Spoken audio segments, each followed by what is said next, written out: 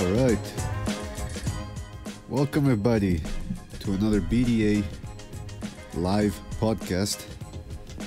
Broadcasting to you live from the East Coast, up here in sunny Canada. Hope you're all having a sensational day. I know I am. Listen, we don't have any big fights today.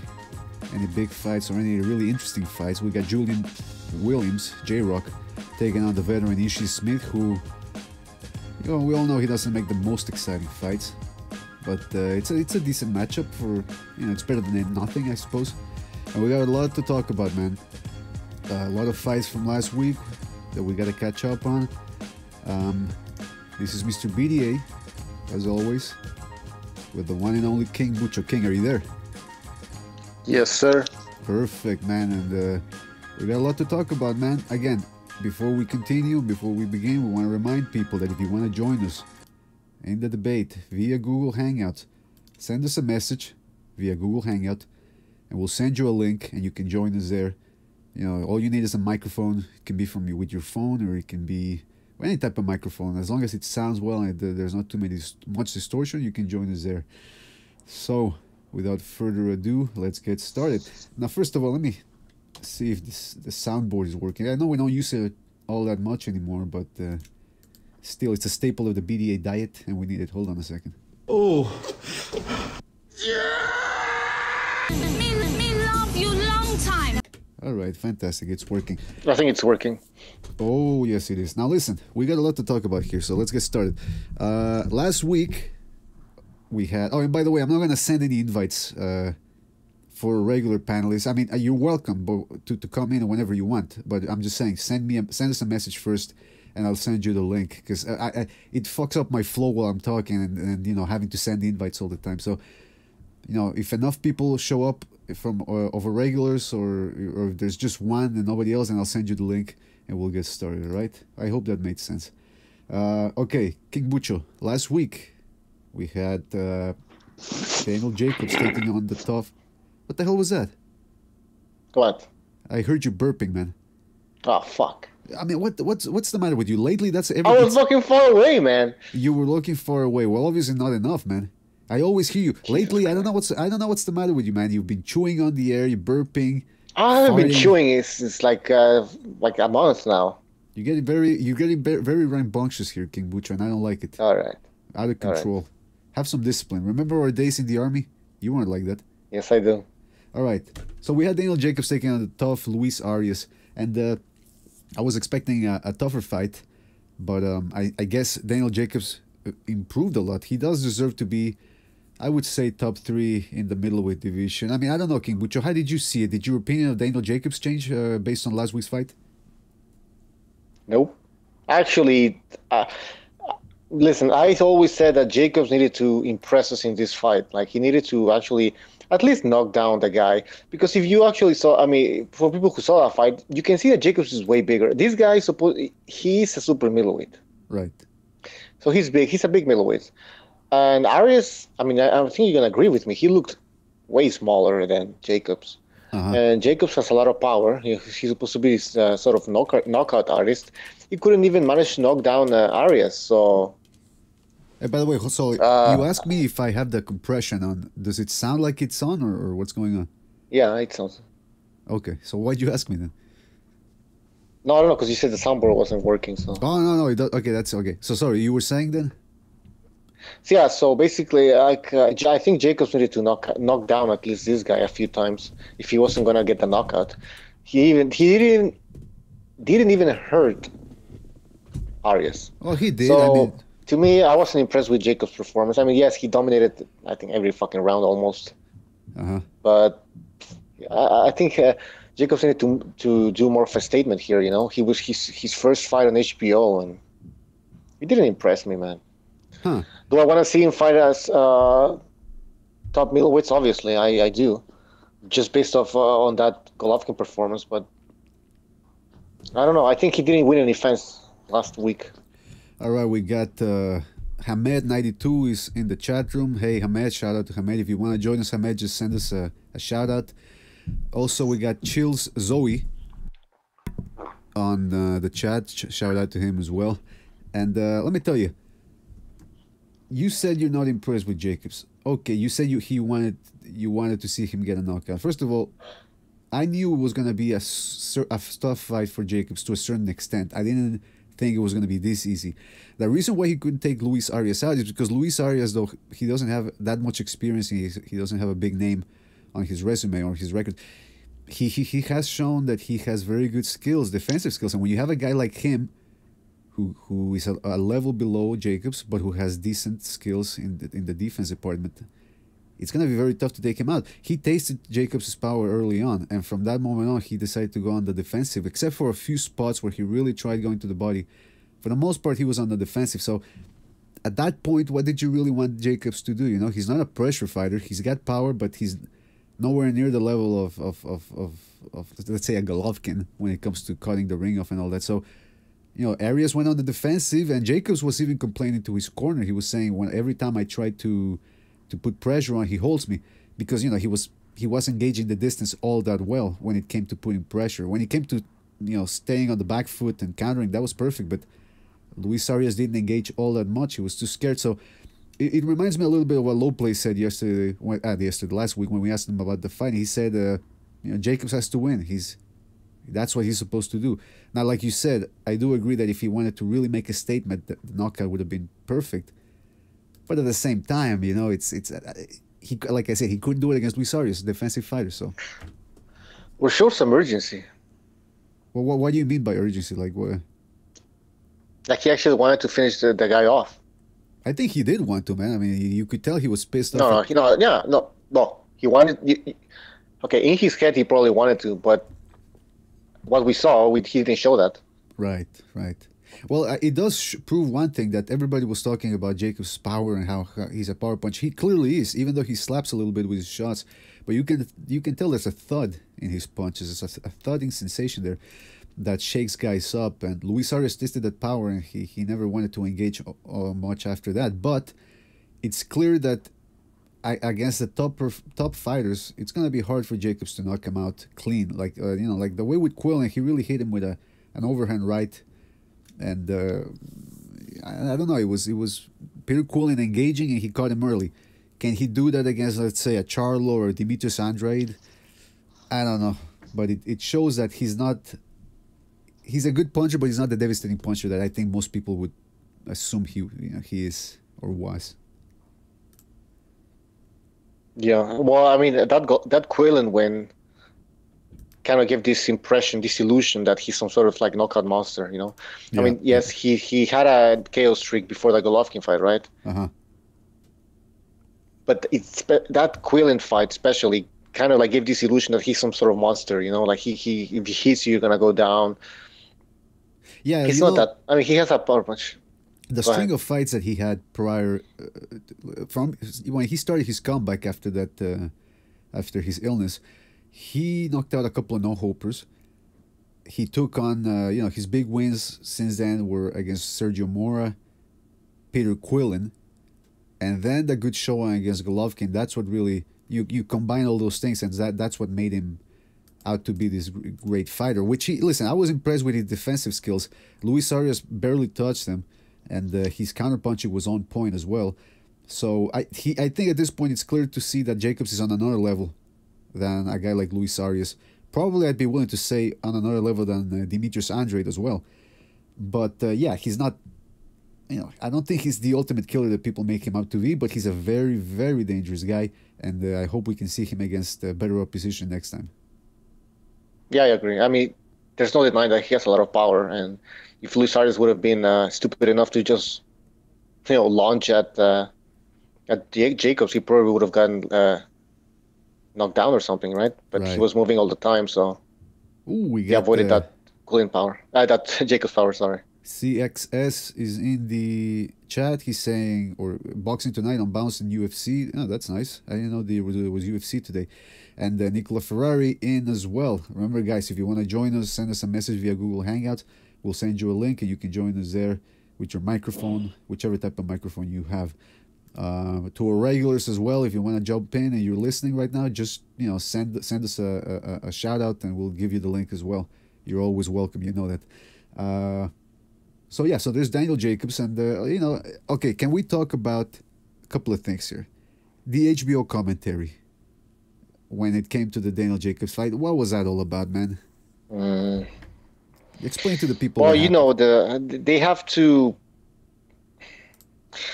to pander or like hype up a bit of Jacobs because Jacobs is their fighter now. He's an HBO Oh, yeah. fighter. They have plans for Jacobs, Big so plans. it's obvious that they're gonna be a little bit biased. A little bit. Come on, King. Yeah, you're being too kind here. They were really jacking him off, man, to the level of. I think only Andrew Ward has had that distinction in the past couple of years to really. This is what's interesting, and you know I hate to get into the race thing. I really don't try to get into it that much. But when people say, "Oh, HBO commentators are racist," hey, they suck Andrew Ward's dick. They sucked Jacobs' dick pretty nice, you know, last night. You know, not only were they sucking his dick, they were cradling the balls, they were humming, they were doing pulling out all the stops for this guy, man. And I'll tell you what, and I'm paraphrasing here because I don't have it recorded, but at the end of the fight, when they were doing, the commentators were giving their closing statements, Max Kellerman came down from the ring. And Jay Blampley asked him, okay, closing comments here will end with you, Max. What did you make of Daniel Jacobs' new evolution as an overall human being? And I'm thinking, overall human being, first of all, we're talking about a boxer here, and it's a boxing telecast, so everything should be in the context of boxing. So, but instead of saying, hey, what did you think of Jacobs' evolution as a boxer or his improvements? No, he says, as an overall human being. How exactly did he improve as a human being? That's what I want to know. Like, what did he...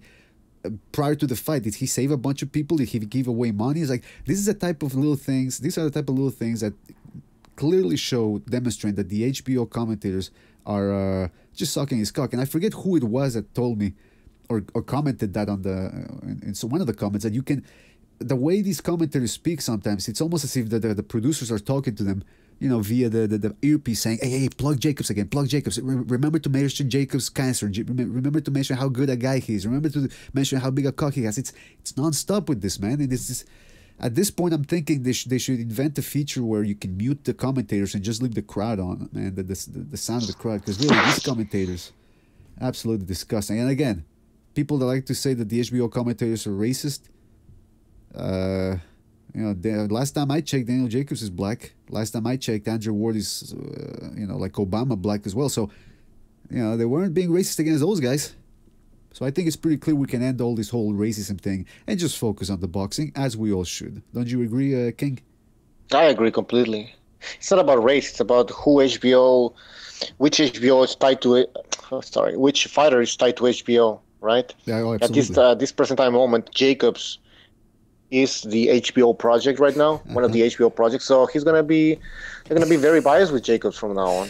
I like the way you say that he's the HBO project, like he's the newest project in the HBO department right now. He is. I know, but just like Golovkin is. But you know, like it's well said, because they're treating him like a product. You know what I mean? He's just another project, and once he outlives his value, you know, they're gonna discard him. He's a good commentator, Absolutely. By the way, Daniel Jacobs. So I don't think they're going to discard him right away. He might, you know, once Roy Jones gets tired of commentating, they might bring... Okay, in the comment section, Luis Catorce is saying, Obama black? LOL. Yeah. Yeah, I agree there. That's why I said, you know, like Andrew Ward, Barack Obama, they're not exactly 100% black. Nicola Ferrari says, Kellerman is a cancerous faggot. Well, we've already gone over what we think about Kellerman's commentating. You know, he's not a bad commentator, but it's just when it comes to when the producers tell him to really start pushing a fighter and sucking his cock, he deep throats, man. Like, he gags, but he takes it like a champ, you know, and keeps on going. So, you know, I guess he's a constant professional when it comes to taking orders. But he knows his boxing, absolutely. I hate to badmouth Max Kellerman too much, but hey, I see what I see and I hear what I hear. What do you want me to say? You want me to lie? Want me to be biased? That's not the way we do it here in the boxing debate arena. We got integrity, right, Bucho? Absolutely.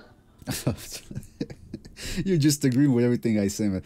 Eventually, I'm going to say something really outlandish to see if you're just agreeing with me to agree with me, or if you really, really believe what we're doing here at BDA. Because this is my faith. That's right. Taste your faith. Remember, here at BDA, is not just a website. It's not just a YouTube channel. It's a way of life, really. It's not a weekend retreat.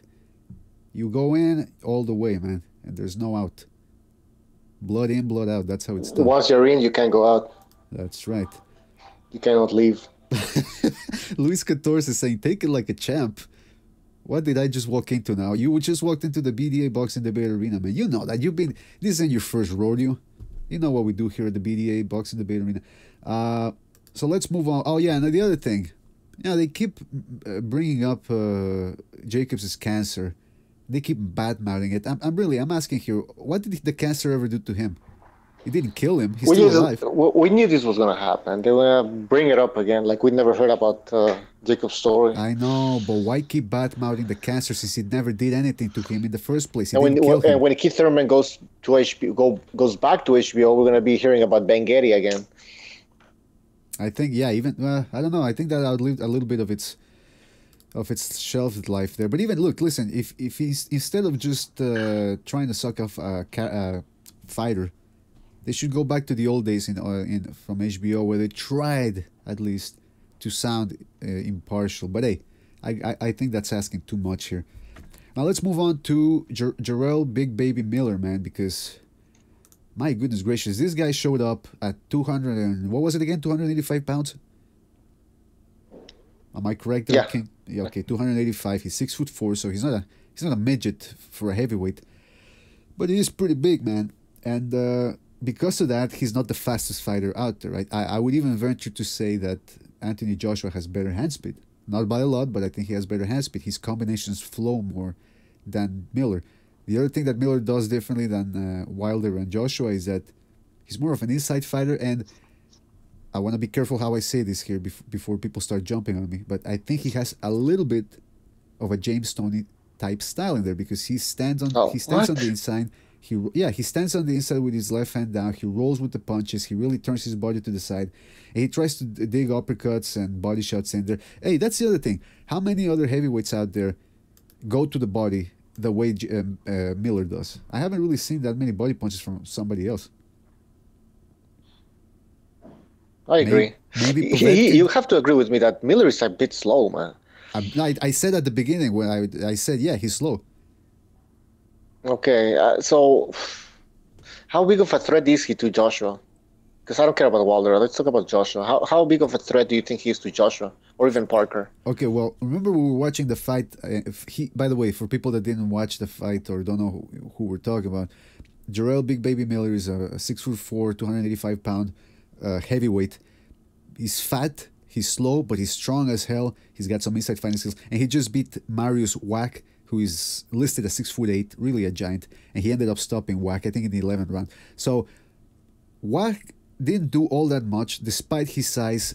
He's not a big puncher, but he was able to catch Miller with a couple of right hands in there. Miller is very relaxed. He's willing to take shots in there while he's trying to roll with him.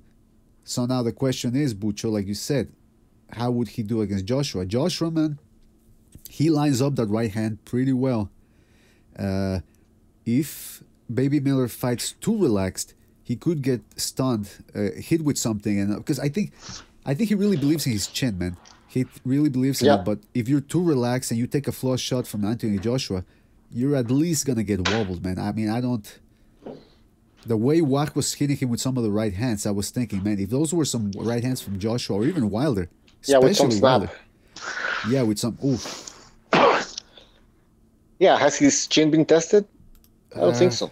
Good question. No, not really. I mean, he's had some good wins now against Wack and against Gerald Washington, but I haven't seen any fight where he's been hit yet. Maybe I haven't seen all the good fights, but yeah, man.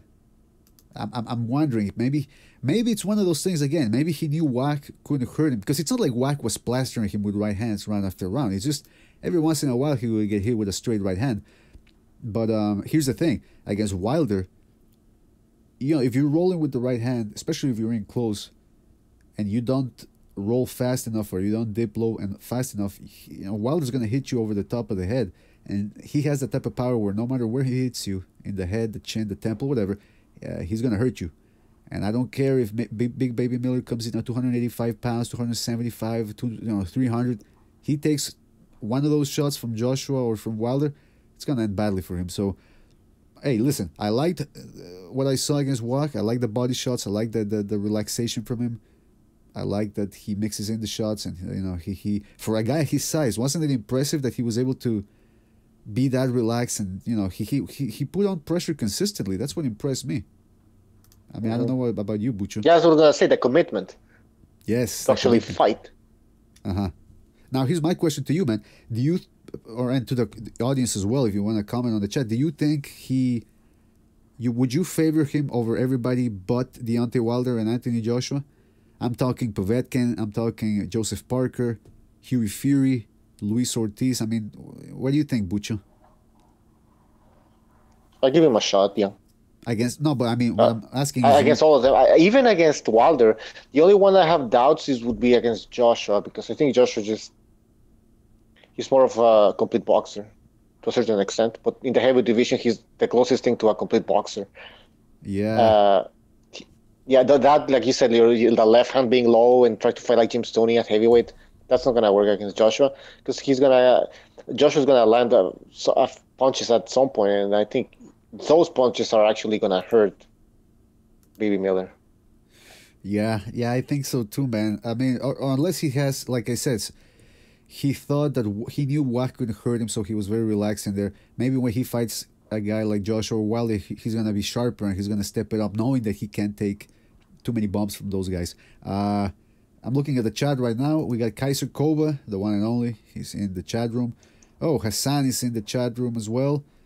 And 13 Rounds of Boxing is saying Alexander Povetkin and Luis Ortiz are back in the WBC rankings. Yeah, I heard that too, I think. And I think Deontay Wilder says he still wants to fight Luis Ortiz, so hopefully they can arrange something, provided that the Joshua fight doesn't happen.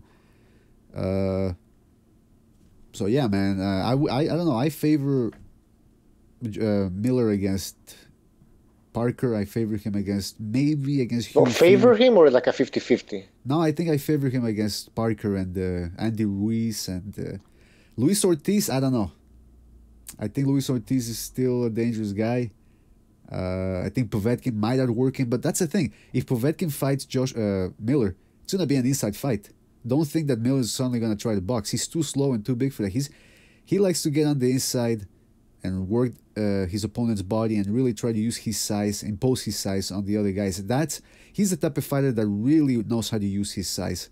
Because some people say, "Oh, this guy's too big," blah blah blah blah blah, but they don't really use the size. Like for example, Anthony Joshua, he could fight a lot like Vladimir Klitschko used to do, which is jab, jab, clinch, jab, jab, clinch, and use his bulk to wear guys down. But he doesn't do that. He loves to throw punches.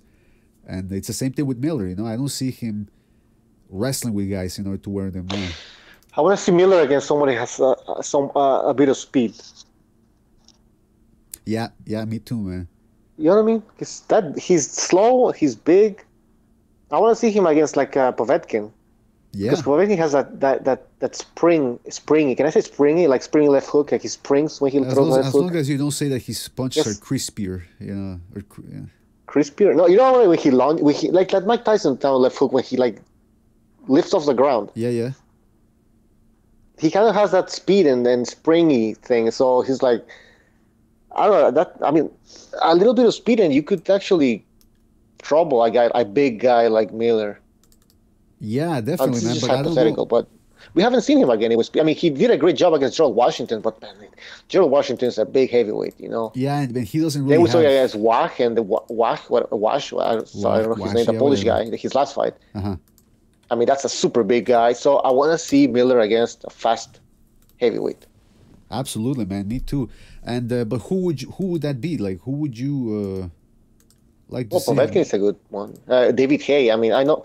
Listen, we haven't seen David Haye, a fully operational David Haye now in the last few years, right? He's always getting injured, or he looks slow. But I like a David Haye that's in the like 220s in weight, 220 something pounds, that has speed.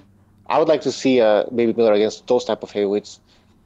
Okay, now that's the thing. Joseph Parker might be faster. Just Joseph Parker, he's not that big for a heavyweight, so he has somewhat a little bit of speed there.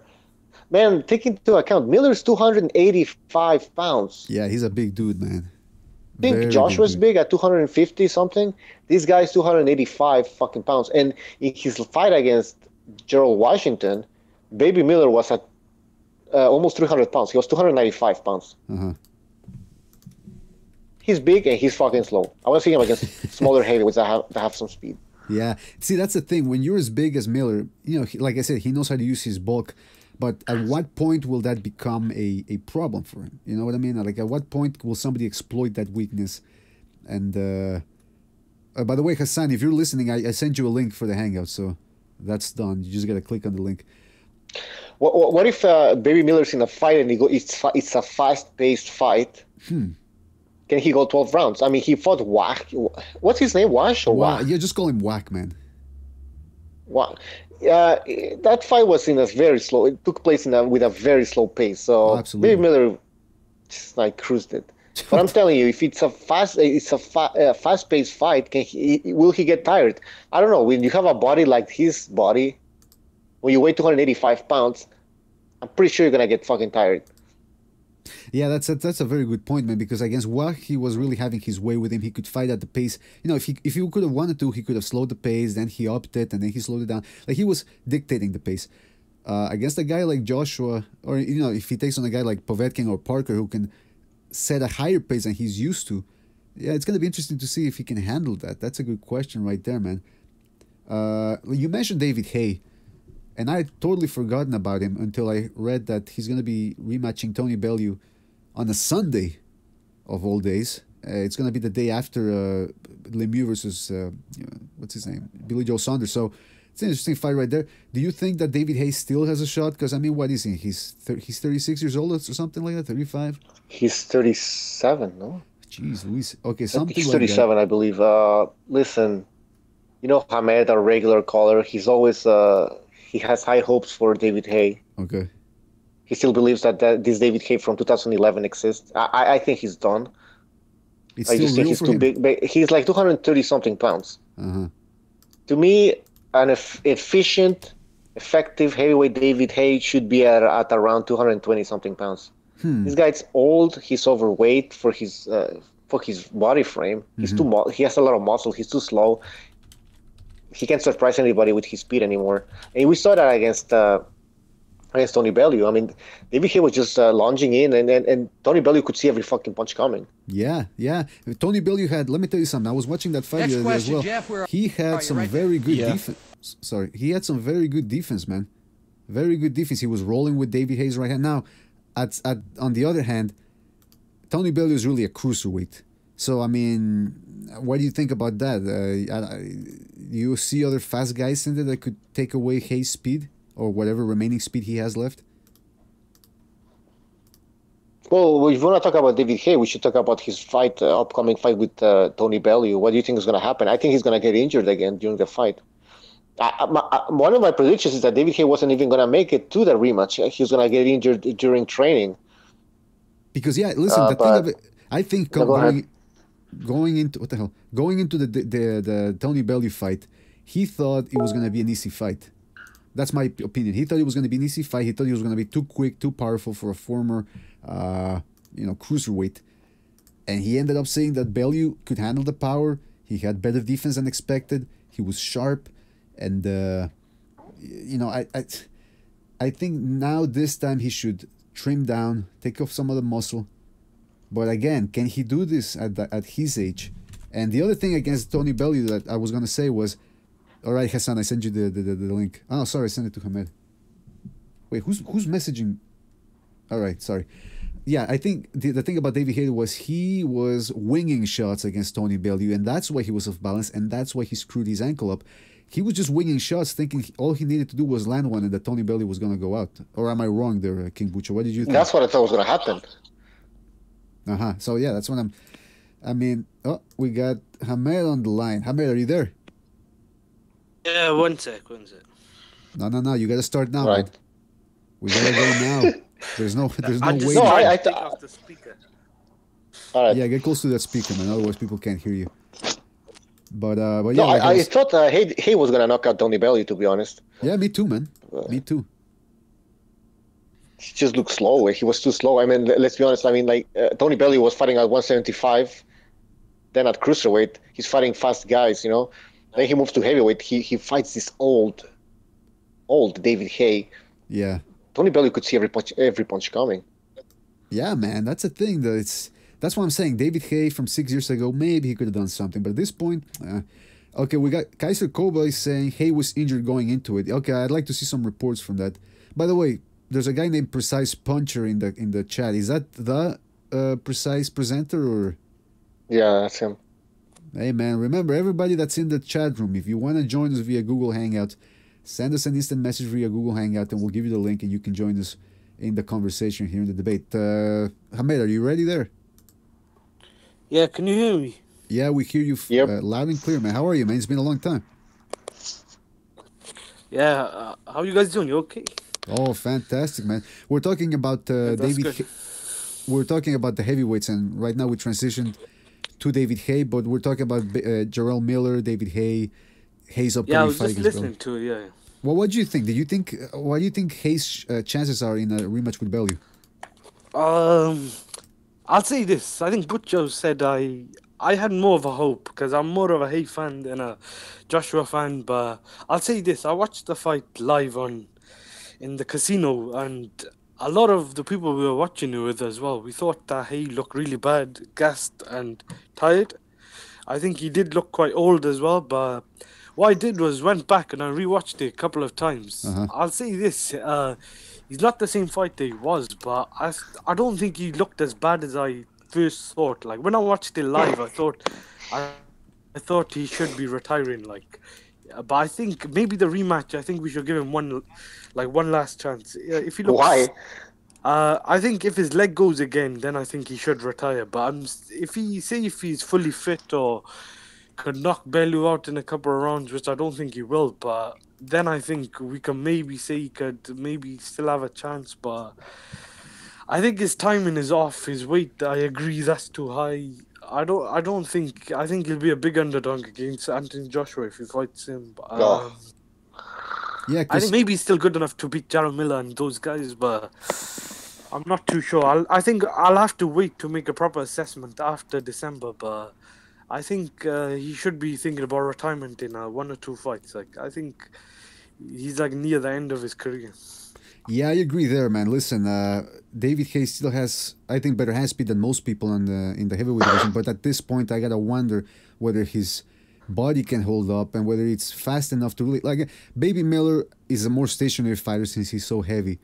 But taking on, for example, Anthony Joshua, no, I think he should stay away from Anthony Joshua. I know he's not going to if he beats Bellew. He's probably gonna go after Joshua for a big money fight. I think even a Huey Fury or someone like stylistically like that, I think did give Haye trouble. I think Haye's body, like you just said, is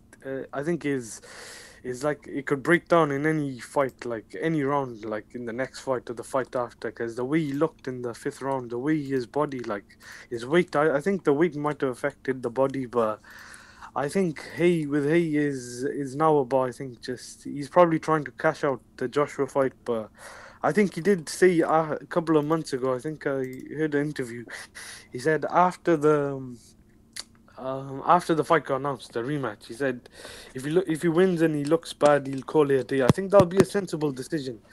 I think unless he like does a proper number on Bellew, I think he still should think about retiring. Because I mean, Bellew, even though when I rewatched it, I think I had him 5-1 up going into the 6th round or 4-1 up, whatever, and I think he was outboxing Bellew a lot. Like I think you made a good point. Bellew's speed.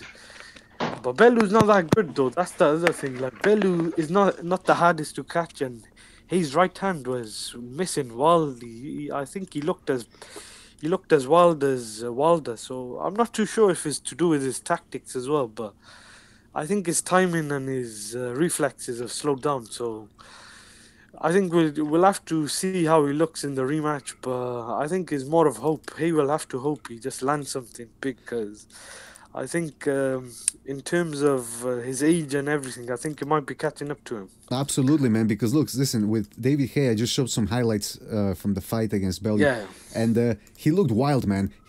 He was trying to take Bellew out of there. He thought it was just going to be easy. But here's the thing about David Haye, and he was exposed against Klitschko a little bit in the sense that he's not a pressure fighter. If you don't go to him, and you're able Yeah, to yeah, yeah. cause him That's a very problems good with your point. defense. That's why I was speaking to someone in work after the Bellew fight. They said to me they'd give him a chance against Joshua, a puncher's chance, but that would be if Joshua, like, say if he came to him or made a mistake, but he, like you said, he's not a guy that likes it when people want him to come to them, like. Yeah, it's a stylistic thing. Now, Kaiser Koba in the comment section is saying, look at that while swinging. Haye was fighting like he had to get Bellew out in a few minutes. Maybe it was the pressure from the public, but he could have been. He knew he was injured. It was on borrowed time. Yeah, maybe if he was really injured, then I could see that playing in psychologically. Nicola Ferrari says, I think he was injured going into. I seen a video of his ring walk. But hold on, Nicola Ferrari says Haye looked like shit versus Bellew, who's an overrated crap cruiserweight too. I mean, okay, here's my question to you, Hamed. Do you give if he does beat Tony Bellew? Well, actually, you already answered the question in a way, but I'm going to ask anyway. Would you give Haye credit and credit that as a good win, or is it something that he was supposed to have done in the first fight? I wouldn't give him credit. If he's with one leg, I'll give him credit. If he has to if he has to fight him again and he's got one leg and he's in that scenario, then maybe I'll give him credit if he somehow pulls it off. But if he's with two legs, he should beat Bellew. There's no excuse. If he doesn't, then he should be thinking of retirement. I think for Haye, I think the plan should be if he fights Bellew and he wins whatever convincingly or by knockout, his plan should be to target Joseph Parker. And then I think from that fight, we should have a clear picture of where Parker and Haye is. I think Haye, we probably get the picture. He's towards the end of his career. And with Parker, we'll find out like how good he is. Because I think with Hughie Fury, we didn't really get to see like a proper fight. Because I think stylistically, that fight just was negative. Like Fury was just running too much. Yeah, he needs to. I think maybe it was a little bit too much too soon for Hughie Fury. Although Joseph Parker, I don't think is ever gonna be the top dog in the heavyweight division. So yeah, maybe it was a risk worth taking. I don't know. But the fight was close, wasn't it? Yeah, it was close. I thought it was a draw, but I could see a 7-5 either way. I gave it to Parker. I thought he was landing the cleaner, harder shots. And he was the guy who was pushing the fight, the aggressor. But I was surprised he got. I think he got 2 118, 110 cards. I thought that Hughie Fury would get that decision, so I was quite surprised. How old is Hughie Fury, by the way? Hughie Fury is quite young. I think he's 22 or 3. So. Oh, okay, yeah. So he's that's 20. Young, man. He's 22 actually. He's 2 years or 1 or 2 years younger than me. So yeah, he's about 22, I think. Okay, so there's potential for him to improve then. Yeah. I wanted to go back to the Jarrell Miller thing because you guys are making some very good points. Can you backtrack? Like, what were you saying about him? Because I forgot what you said. A couple of stuff that. Well, just to resume, just to do a brief synopsis. We said that Jarrell Miller, he knows how to use his size because he went in at 285 for the fight. He fights on the inside. He goes to the body better than most heavyweights. But we were talking about whether he can get away with because his defense is a little sloppy, and he doesn't. You compare it to James Toney. Let's be honest. But hold on. I compare. That's what I wanted to clarify. I said he has James Toney-esque qualities, but I didn't say he's as good as James Toney. I mean, come on, who's as good as James Toney right now with that shoulder roll? Would you agree? I don't think James Toney. I thought when I watched the fight, I think I forwarded it because I didn't really watch the full fight. It wasn't really that good of a fight, but I thought he was more of a Chisora, he was, the Chisora that was fighting Vitaly Klitschko a couple of years ago, I thought he's got that type of stylistic style, but maybe a bit better. Maybe he's got a bit more speed and he's a bit more durable. But I think he needs to lose weight. He's way too fat, and I'm not too sold on him with his. I think he's got a decent variety of punches. I'll give him that. Like, he knows how to mix it up, but he's way too slow, I thought. And with the weight, and I thought he hasn't got enough pop on his shots as well. Against, I think, Joshua or someone like Wilder, I think I'd give him a chance against Wilder because anyone who has a puncher's chance, and he's got that style to if he could get on Wilder's chest. But I think someone like Joshua will beat him badly, and I wouldn't want to see that fight next. So hopefully that fight doesn't happen. Nah, man. Yeah, I mean, I think, listen, the fight that I want to see is Wilder versus Joshua. That's the one I want to see. Worst case scenario, Joshua versus, or actually Wilder versus Ortiz, or maybe even Ortiz versus Joshua if they can make that What one. do you think? What do you think of this? I was thinking if Joshua and Wilder don't fight, and say Joshua fights Parker, I think that would probably be the second best scenario. Would you mind seeing Wilder and Fury fight? I know it probably won't happen because Fury, he's been inactive for 2 years. I don't think his first fight back will be against Wilder. So what was the question? Sorry. So would you mind seeing Wilder against Fury, Tyson Fury and Wilder, and Joshua against Parker? Man, listen, Joshua against Parker, that's a good enough fight. As long as the top 10 guys, as long as they're fighting top 10 guys. As for Tyson Fury coming back, I would have to see him in a tune. I think he's got that special type of craziness where he would be able to come back after a 2-year layoff, get in shape, and really compete against a guy like Joshua or Wilder. But I would be careful and really want to see him against somebody else before he tackles on the top 2 guys in the division. Yeah, I agree. I just want to see Joshua and Wilder fight because the division is so bad. I mean, with Haye, I'm going to be realistic. He is old and he's... So with Haye, I take Haye out the picture as well with that Bellew Haye fight. Bellew's a cruiserweight. I think you got about 4... I think there was a picture, I've seen 4 top heavyweights and they're all undefeated. You got Joshua, who's unbeaten, who's got two titles. You got Wilder, who's got a title, the WBC champion. And you got Parker. And then you got, if you put Tyson Fury in there, who's the Ring Magazine champion, they're all unbeaten. I think we need to see them all fight each other. I think you could have put in maybe Povetkin and Ortiz, who are really good, I think, fighters. But the whole thing with the doping and that, I don't think those fights will be happening. I think they're both scheduled to fight Wilder. And they both got pulled out for, I think, testing positive. So I don't think AJ or Parker will be fighting any of those guys. Yeah, man, these freaking positive tests are really ruining some of the potential fights, some of the fun fights that we could have had in the past year. We got Hassan. Yeah. Hold on, we got Hassan. Yeah, did you see that? Sorry, did you see that picture? There was someone put up a picture. Sorry to cut you off. The 4 fights that could have been made, but they didn't get made. I think it was Fury, Haye, Wilder, Povetkin, Wilder, Ortiz, and I think it was another fight. There's a lot of fights in the division that could have been made that didn't get made. But yeah, you could get back to what you were going to say. Well, I was just going to introduce Hassan. Hassan, are you there, man? Yo, what's up, man? Yeah, Hassan, how are you, man? I'm good, bro. How are you? Good. We're just talking about last week's fights. Right now, we're talking about the heavyweights. Because Jarrell Big Baby Miller fought last week. Did you see that fight? Did you happen to catch it? No. I didn't watch it. You gotta keep up with the boxing thing, man. What's going on? Sorry? You gotta keep up with with the boxing business, man. What's going on? I ain't got time for that fucking Big Baby Miller and shit, man. I used to watch all the fights, like even the smaller ones and that, but I just stopped now. Like I don't have the time. Yeah, no, I get what you're saying, man. It's hard to find the time to watch all of these fights, but we're gonna try to catch up and really go all over them. What else was? Yeah, go ahead.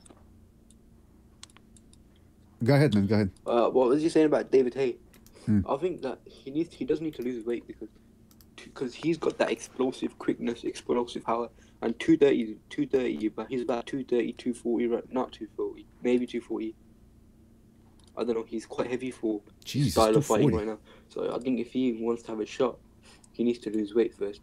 Absolutely, he relied on his explosiveness and quickness for his fighting, if you get what I mean. Yeah, but heavy. He definitely needs to lose weight. First of all, I want to say shout out to Sasquatch, who just joined the chat room. Bring It Back is also in there. Dead Vibes representing as well. So yeah, go back to your point about the speed. Do you think he can actually? Because how old is David Haye right now? That's what I wanted to ask. He's like in his mid-30s. He's like in his mid-30s, isn't he? I'm not sure. Yeah, and then he's got a screwed up Achilles tendon. So at this point, I'm thinking, how fast can he be both on his feet and with his hands? I mean, he's definitely not as quick as he was 6 years ago when he fought, guys like Bellew and John Ruiz. So I mean, I think he's still got a shot. He's still got a shot. He's not completely lost right now. Okay, so here's my question then. Provided he is able to, let's say at the minimum, he decisions Tony Bellew. Would you guys think that that's enough to want to see him fight against Joshua?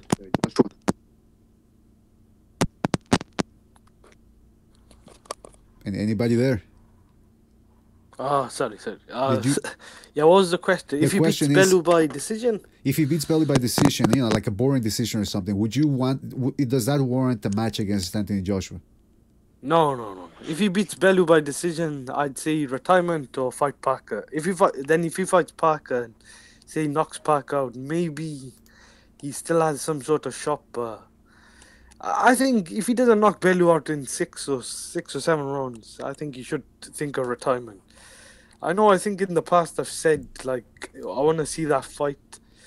But I think when I was at the Joshua weigh-in, I was speaking to someone and he kind of taught me, and he spoke a lot of sense. I thought, I was speaking about the fight, but he said you need to realize that Haye you're talking about might have been you're talking about thinking about the guy that was fighting between 2009 and 2011, 12, which I agree. So I think until he beats a legitimate fighter, like even if he beats Parker, I still don't think that would show me anything that he's favourite against Joshua. I still think he'll be a big underdog, but I think if he beats Bellew, and unless he knocks Bellew out in 5, Okay, 6 Hamed. rounds.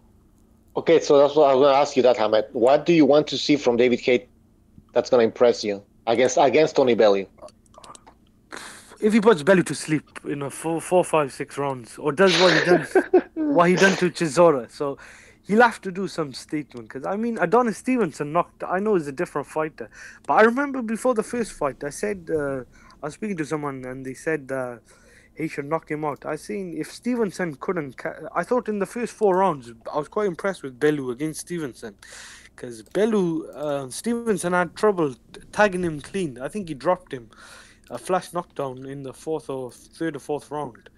But before that, I thought Bellew hit Stevenson. I think it was ruled a slip, but Stevenson went down. So I think if Haye doesn't knock him out, like I think Stevenson took him out in 7 rounds, and I think Haye should be thinking of retirement. If he gets dropped, or if he gets injured again, or if he goes the distance and he doesn't look good, then I think he should be thinking of retirement. If he wins every round and he just shuts him out, then maybe he could think about having a fight with Parker or someone. Because I remember in the first fight, Bellew for the first 5 rounds was in kind of survival mode. But being realistic, I think Haye has got a long way to go before he thinks about Joshua or anyone. I think the main thing now is for the 3 champions, for at least one of them or 2 of them to fight each other next. Yeah, I completely agree. We got. Hold on, before we continue, we got Low Plays coming in. Low Plays, are you there? Yeah, my mic mute. Am I here? Yeah, you're on. Can you hear me? Yeah, we can hear you, man. Yeah. Okay. Yeah. Good to be on, man. See what y'all talking. I heard when I was listening earlier, I was hearing heavyweight division stuff. That's when I asked for the link. Then I went and fixed me some ice cream. I just came back. Eating ice cream in the middle of winter, man. What the? All right, but we're talking about David Haye. Sorry, Hassan, you wanted to say something? No, it's me. Yeah. Can I just ask what people thought about that Joshua, that racing that he put up with Instagram with Eddie Chambers? What do you guys think of that? Because I don't think we've talked about that. Well, first of all, was that real? Yeah, it's real. Yeah, because I think Eddie Chambers' coach put up a video, or Eddie Chambers uploaded a video on Twitter showing that it was his real account. Because I Eddie call Hearn fake outrage whether it's real or not. Like people just fake outrage today. Period. They cry about anything. Oh, you got a piece of spaghetti on your shirt. I'm going to Twitter. We're going to take this viral. Like, it's just like, shut the hell up. Every day is something different to cry about in this world. Yeah, and because absolutely. you can be hurt, most people find the time to cry. Why not? That's what they do and they contradict themselves over and over again. That's why I kind of just start looking at it and say, okay, no need to even listen anymore. These fucking assholes, these fucking assholes. I agree, man. Listen, people, let's say that Anthony Joshua did write that, because I'm saying because Eddie Hearn is disputing that his fighter actually wrote that. But let's say that he did write it. All right, so he thinks the black race is superior. So what? Does that make it right? Does that make it true? I don't care either way. He can say whatever the hell he wants. It's a free world as far as I'm concerned. So yeah, let him say whatever he wants, man. As long as he fights the best, that's all I care about, man. Result in a Chambers Joshua fight. Oh, I don't want to see that fight. I don't think anybody wants to see that fight, man. Listen, I Eddie think Chambers was only good. Eddie Chambers wants to see that. Eddie Chambers was good, man. He had quick hands, quicker than most people. You know, he was like a Chris Bird, except not he wasn't a southpaw, he wasn't a slick. He's overweight though. I don't understand with all these Americans, Jarrell Miller, Eddie Chambers, Chris Ariola, Andy Ruiz. It's the fast I mean, some food, of them are, I man. think, Mexicans, but Mexican Americans. But what is with the weight? They're way too big. Well, first of all, if you ever see a Mexican heavyweight, you know he's gonna be fat. There's no such thing as a cut Mexican heavyweight. Mexicans aren't built like Samoans. They're not built to be big hulking figures. They're gonna be fat. All right, they're gonna look like I've never Buddha. seen that either. I agree. I've never seen like Chris Ariola was the first Mexican American heavyweight champion, Right. and that's how the heavyweights I remember so far. He wasn't champion, was he? I think so. Well, yeah. I don't think he Right. wasn't. Attempting to be. You're right. He was attempting to be. I misspoke. Oh, okay. I thought he had been a champion, but anyway, yeah. You know, this guy. It's not in their genetics. Now, unless you're a wrestler, you're taking roids or something. Yeah, then you might see like a Rey Mysterio type of body type there. But other than that, no. Now, what's up with these fat heavyweights? It's easy, man. They can eat all the food they want. They know how to make weight. That's why you see a lot of fatties out there. Mm-hmm. Yeah, that's a good point. Do you remember the Orlando Solis, who was Oh yeah. who was meant to be a really top rated heavyweight, but I think he beat David in the amateurs in the World Championship final or something. But then when he fought Vitaly Klitschko, I think his career, I think he got knocked out in one round or something. But I think he twisted his ankle. But he came in very heavy, like Jarrell Miller. I think he was about 260 or 70, and he was a waste of talent. That's why I don't understand. Like when you put on all that weight, he could have went a bit further in his career. I know, man. I don't know what's up with these guys, man. They're really. I don't know. What you guys think? What's up with these fat heavyweights? Like discipline? They just don't want it badly enough? Come on, I don't know. You tell me.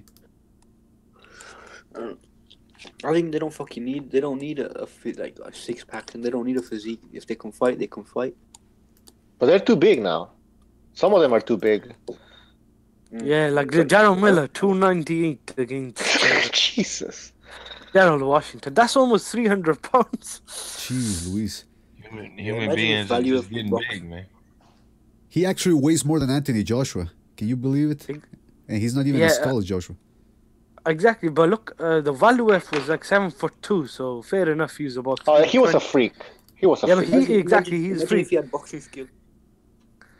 Yeah, that's a good point. Yeah, I I still think Bellew was better than any of the guys that Joshua and Klitschko fought. Not Klitschko, Joshua Wilder fought.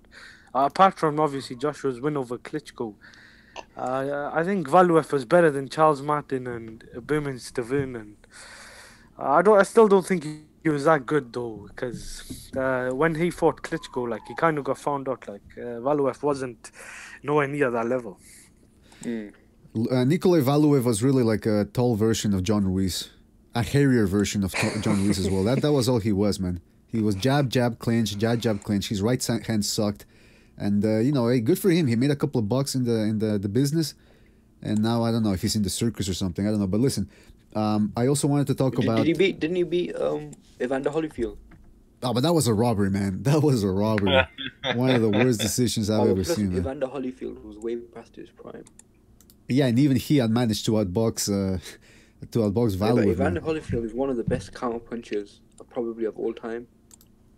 But he was 46. He was 46 or something, wasn't he? Absolutely, yeah, something like that. So who really? Holyfield, Marquez. Who else is there? They're like the best counter punchers. Canelo is a good counter puncher, but who really won that fight? Because I didn't really get to watch that fight. And when Haye and Bellew fought, I thought it was a 50-50 fight, but a lot of people thought